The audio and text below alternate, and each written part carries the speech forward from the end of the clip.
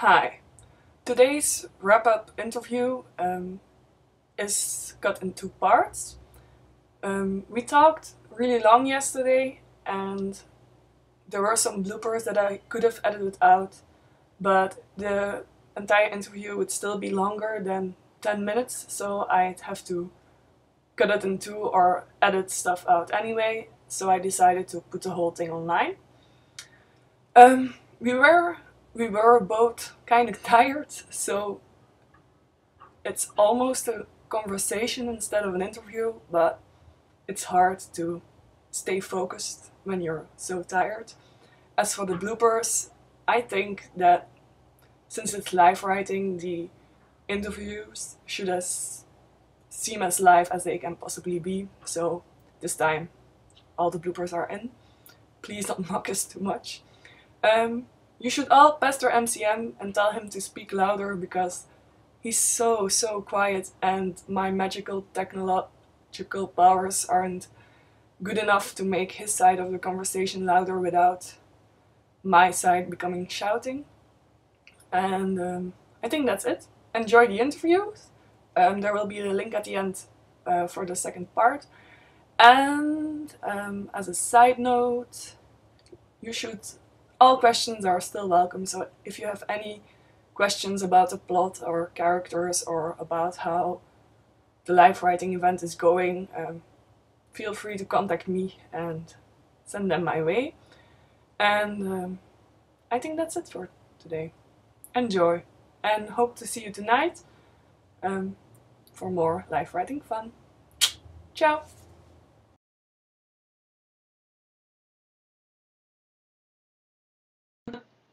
Hi. Hello. See? It's always the same. Alright, we didn't do an interview yesterday.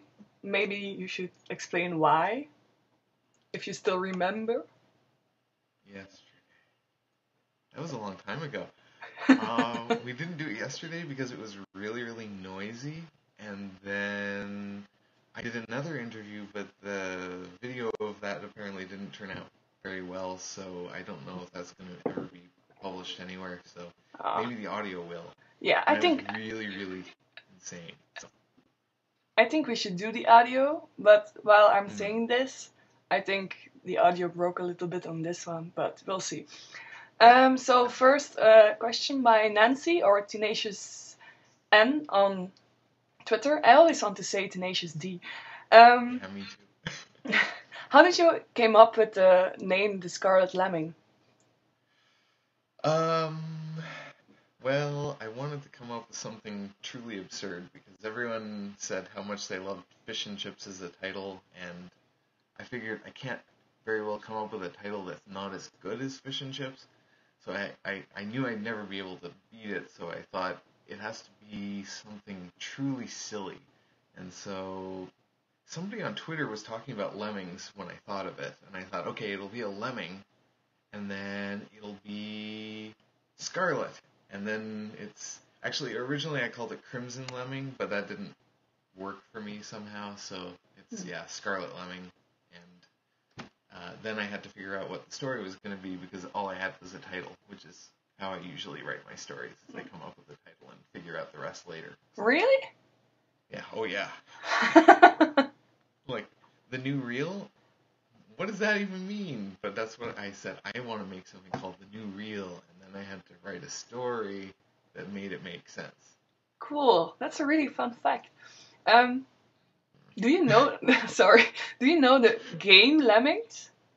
Or Yes. yes, because we're going to do in Ergo Fiction an issue in the future about connecting stories with other how do you say that, crowd-funded stuff, like all the free Flash games I like on Congregate and stuff like that.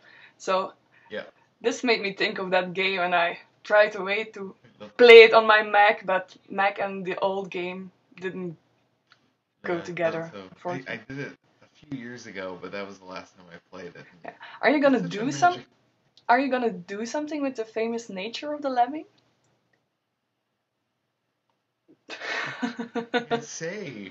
I can't say it all, but Come on, it might happen. Yeah, I know. You owe us one spoiler per interview, a little one for tomorrow. Tomorrow, okay, so tomorrow's chapters, the first chapter is 13, so chapter 14's title is a title I've been just waiting to I think it's 14. If it's not, then you'll know, but if it is 14, you will also know. It is like the title that I've been waiting all this time to do, and when you see it, you will groan, and you will probably stop reading right away, but that's okay. I always read your stuff right away. I had another question, but I forgot it because I'm tired. We're gonna cut this out later because I totally forgot. It's like we're tired or something. I don't know Yeah, what's going on. I know. Damn it. Oh, yeah.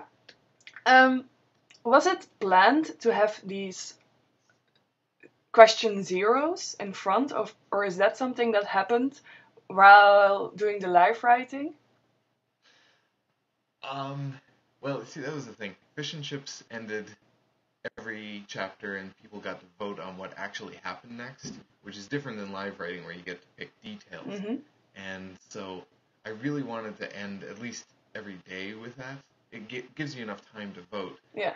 So I really wanted to do it, and it didn't occur to me until I think like the day before. Oh, I know what I can do. I'll just end every day with a vote, and it'll be perfect. Yeah. And by that point, I hadn't got any of the technology set up for it, so I was like trying to make it work, and I finally got it working.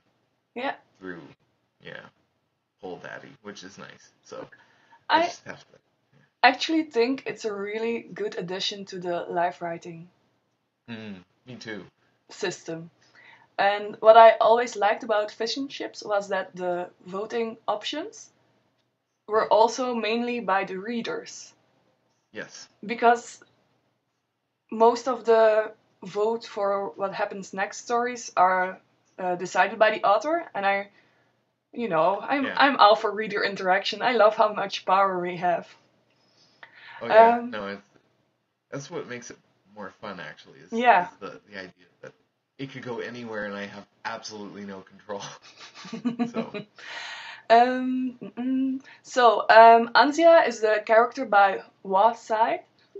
Oh, damn. Gabriel, shut up. Alright, again. Alright, I'm gonna say that I'm talking to you.